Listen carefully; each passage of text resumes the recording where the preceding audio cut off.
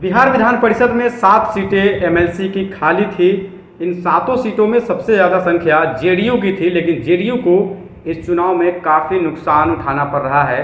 JDU की तरफ से हालांकि 2 उम्मीदवार जा रहे हैं, 3 सीट का उनको नुकसान होगा, लेकिन कांग्रेस और आरजेडी में इस वक्त ठनी हुई है। लगातार कांग्रेस की तरफ से ये कहा जा रहा था सुबह से ही कि कांग्रेस भी एक उम्मीदवार उतारेगी। उनके संपर्क में कई विधायक हैं। हालांकि अब जो है कांग्रेस विधायक दल के जो नेता हैं अजीत शर्मा, उन्होंने कहा है कि कांग्रेस अपना उम्मीदवार नहीं उतारेगी। जिस तरह से लगातार लालू यादव हो या फिर तेजस्वी यादव हो, बिना कांग्रेस को भरोसे में लिए, बिना कांग्रेस से बात किए आगे आ जाते हैं, अपने उम्मीदवार का ऐलान कर देते हैं। तारापुर कुशेश्वर स्थान विधानसभा उपचुनाव में ऐसा ही हुआ था, तब जाकर के हम लोग अलग हुए थे। लेकिन अब जो है एमएलसी के चुनाव में भी ऐसा ही हुआ है। बता दें कि आरजेडी ने पहले ही अपने 3 उम्मीदवारों की घोषणा कर चुके थे और तीनों ही उम्मीदवार का नॉमिनेशन भी हो चुका है। अब कहा जा रहा है कि अगर कांग्रेस साथ नहीं देती है तो आरजेडी के तीसरे उम्मीदवार का पहुंचना मुश्किल हो सकता है। लेकिन आरजेडी ने सीधा जवाब दे दिया है कि कांग्रेस से हमें कोई मतलब नहीं है। कांग्रेस कोई भी कदम उठाती है तो काफ़ी सोच समझ के उठाना उनको पड़ेगा, क्योंकि बिहार में बड़े भाई की भूमिका में आरजेडी है। इस मौके पर क्या कुछ कह रहे हैं कांग्रेस के विधायक दल के नेता अजीत शर्मा। आप जो पूछ रहे हैं कि विधान परिषद के चुनाव में कांग्रेस क्या करेगी, आपको पता है कि जनता ने हम लोग को मात्र 19 सीट विधानसभा में जीते थे, और जो विधायक होते हैं वही इसमें वोटिंग करते हैं। एक विधान परिषद जीतने के लिए 31 वोट की आवश्यकता होती है, मतलब 31 विधायक की आवश्यकता होती है।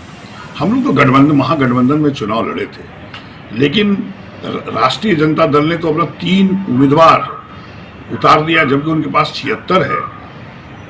तो वो 31 दूनी 62 होता, उनको 14 बचता, फिर भी उन्होंने अनाउंस किया। हम लोग चाहते थे, कांग्रेस सेकंड में 19 पार्टी है, माले 12 पार्टी है, 12 विधायक हैं, उसके बाद सीपीआई 2 है, सीपीआईएम 2 है। हम लोग चाहते थे मिलजुल के 2 राजद लड़े, 1 कांग्रेस चुनाव लड़े, लेकिन उन्होंने तीनों सीट घोषणा कर दी, तो महागठबंधन धर्म का पालन उन्होंने नहीं किया। इसका सूचना मैंने आदरणीय मैडम सोनिया गांधी जी, राहुल जी को भी दिया है, और हम आदरणीय लालू जी से भी हम उनके आवास पे पटना मिलने गए थे और आग्रह किया था कि आप मैडम सोनिया से बात कीजिए। मुझे लगता है वो बात नहीं किए, और अब तो नॉमिनेशन भी उन्होंने दे दिया।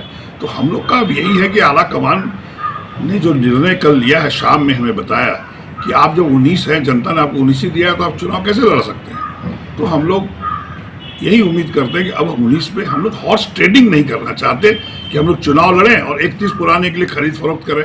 यह कांग्रेस पार्टी अपने विचारधारा, अपने सिद्धांतों पे चलती है, इसलिए हम 19 हैं। इसलिए जनता जब हमको पूरा मेजॉरिटी देगी तो फिर उस समय हम लड़ेंगे। इस बार हम लोग तो सुना आपने अजीत शर्मा को, जो साफ साफ कह रहे हैं कि हम इस चुनाव में अपना कैंडिडेट तो नहीं उतारेंगे, लेकिन आरजेडी को भी अब सोचना चाहिए। बता दें कि सुबह ही कांग्रेस से एक प्रवक्ता का बयान आया था कि कांग्रेस भी अपना एक उम्मीदवार उतारेगी, लेकिन अब कांग्रेस के बड़े नेताओं की तरफ से ये साफ संदेश दे दिया गया है कि कांग्रेस किसी भी उम्मीदवार को उतारने नहीं जा रही है। तो ये साफ संदेश है कि आरजेडी के अब तीनों जो उम्मीदवार हैं वो आसानी से विधान परिषद पहुंच जाएंगे। आपको यह खबर अच्छी लगे तो इसको ज़्यादा शेयर करें, लाइक करें, फॉलो करें। धन्यवाद।